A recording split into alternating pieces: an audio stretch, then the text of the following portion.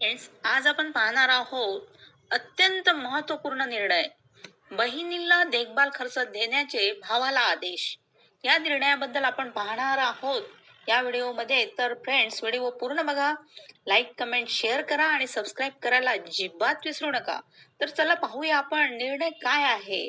बहिणीला देखभाल खर्च देण्याचे भावाला कोणते आदेश देण्यात आलेले आहे तर पाहूया आपण. आता यामध्ये माननीय दंडाधिकारी न्यायालयात दाद मागणाऱ्या महिलेचे 1987 साली लग्न झाले आणि 1993 मध्ये पतीशी भांडण झाल्याने ती माहेरी राहायला आली.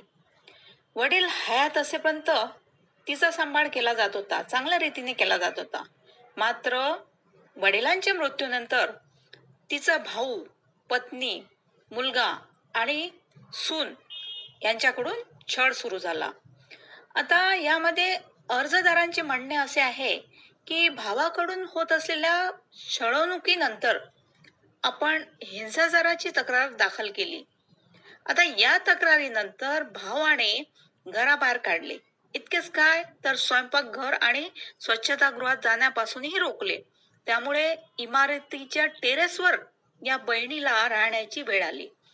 आता त्यामध्ये भावाचे म्हणणे काय आहे तर पाहूया.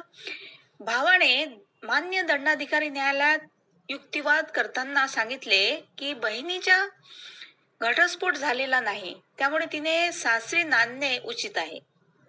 तसेच राहते घर वडिलांचे नसून आपण स्वखर्चाने बांधले आहे, त्यामुळे हिस्सा मागण्याचा प्रश्न येत नाही.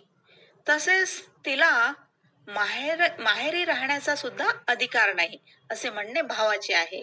आता मान्य न्यायालयाचे म्हणणे काय आहे ते पाहूया. पती पत्नी विभक्त झाल्यानंतर पत्नीला पोटगी देण्याचे आदेश मान्य न्यायालय देते. मात्र भावाने बहिणीला देखभाल खर्च देण्याचे आदेश मुंबई मान्य दंडाधिकारी न्यायालयाने दिले आहेत. आता लग्न झाले म्हणून काय झाले तर लग्न झाले म्हणून मुलीचे माहेरच्या कुटुंबियाशी असलेले संबंध तुटत नाहीत आणि वडिलांच्या संपत्तीवर तिचाही तेवढाच हक्क असतो जेवढा भावाचा असतो, असे स्पष्ट करत मान्य दंडाधिकारी न्यायालयाने माहेरी परतलेल्या बहिणीला दरमहा 8,000 रुपये देखभाल खर्च देण्याचे आदेश दिलेले आहेत. सो फ्रेंड्स, हा होता महत्त्वपूर्ण निर्णय. थँक्यू.